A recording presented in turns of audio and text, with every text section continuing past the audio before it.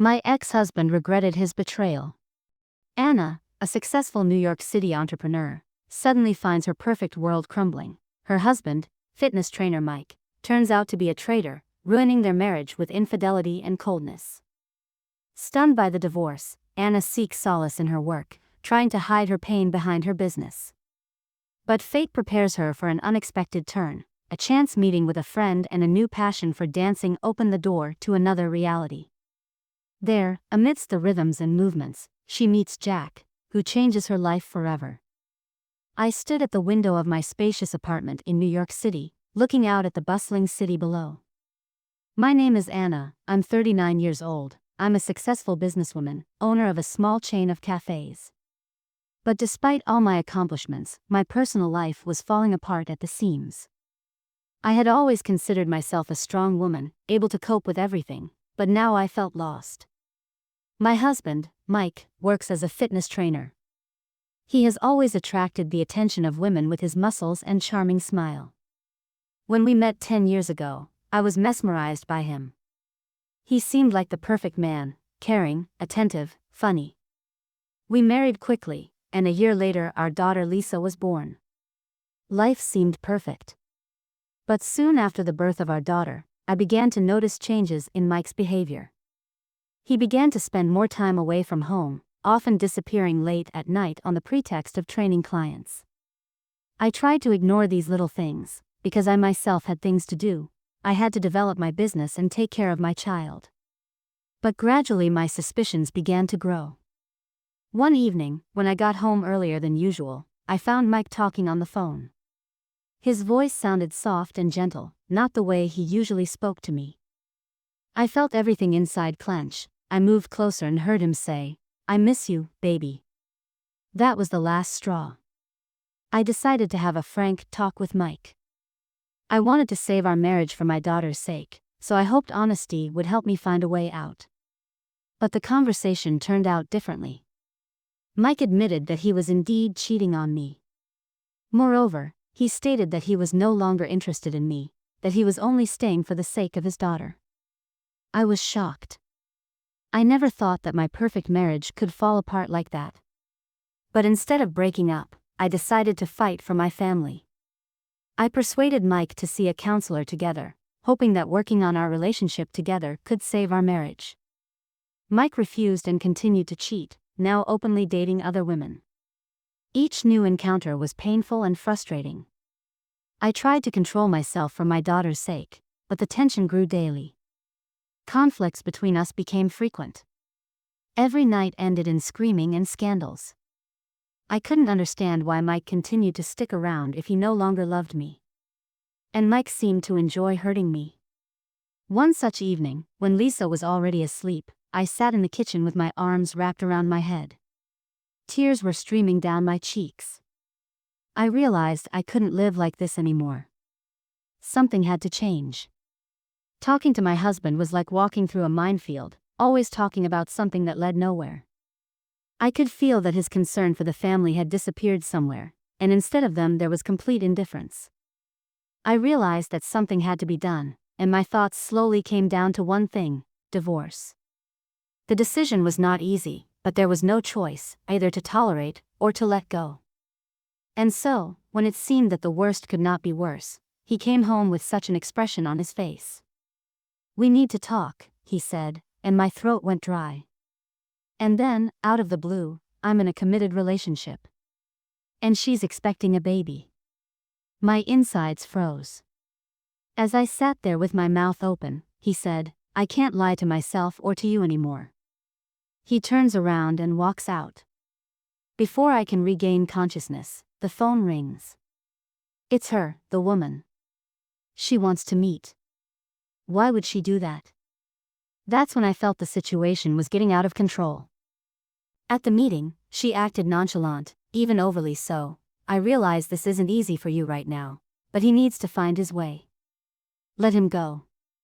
I stared at her, perplexed. How can she even say that? Just like that?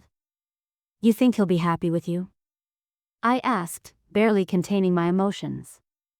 She only shrugged her shoulders, full of confidence. "He'll be better off with me if he's free."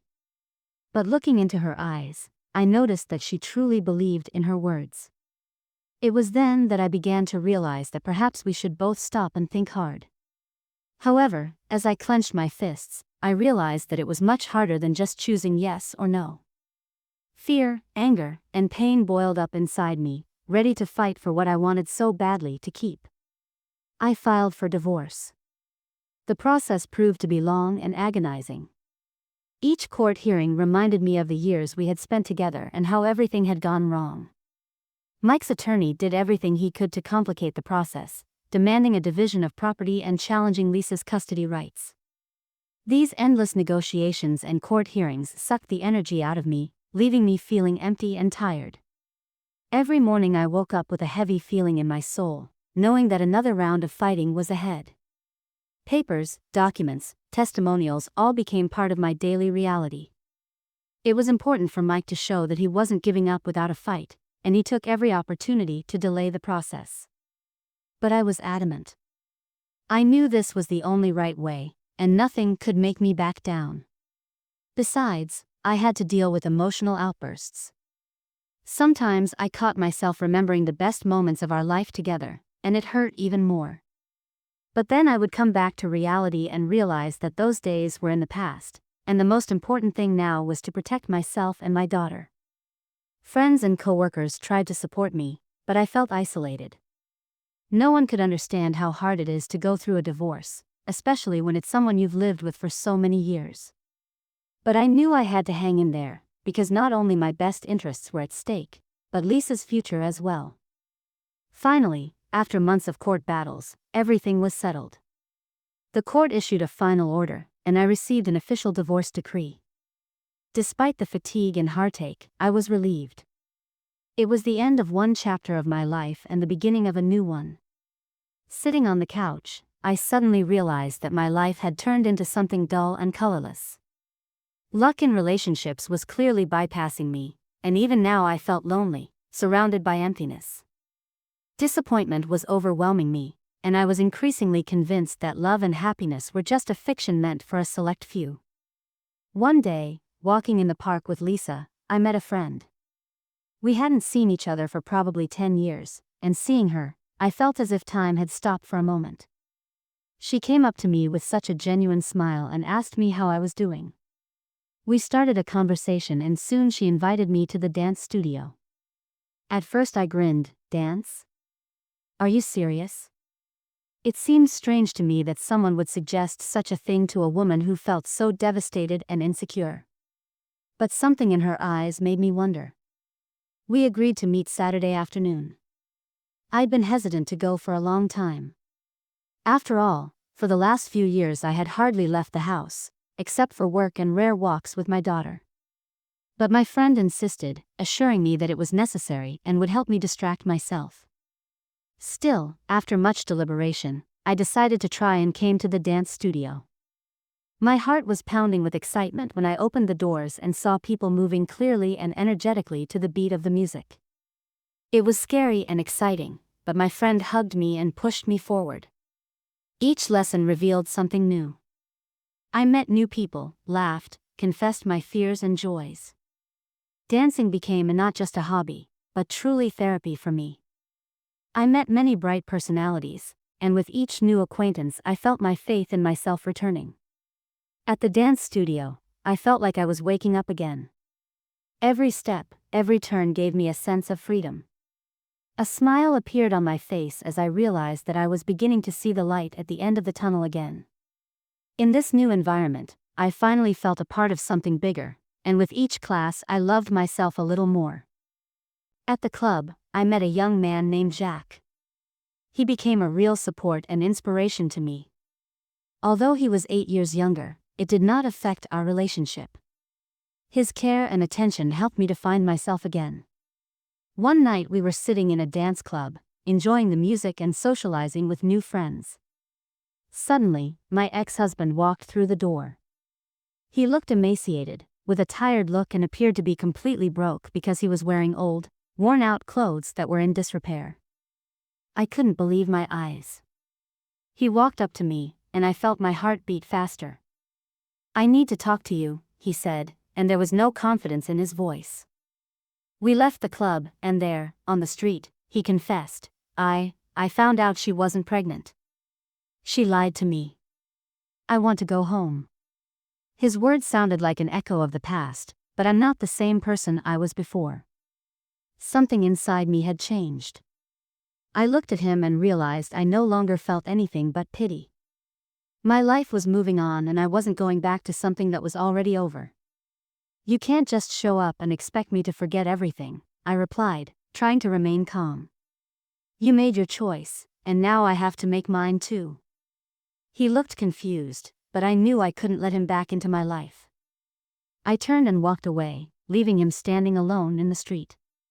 In that moment, I realized that the past was behind me and the future was something I was creating for myself. I had already changed. With each passing day, I was becoming different, both outwardly and inwardly. I changed my image, changed my hair, completely overhauled my closet, started practicing yoga. I smiled more often, gaining confidence and happiness. Jack and I spent time together, laughing and dancing, and I realized that I could be happy without Mike.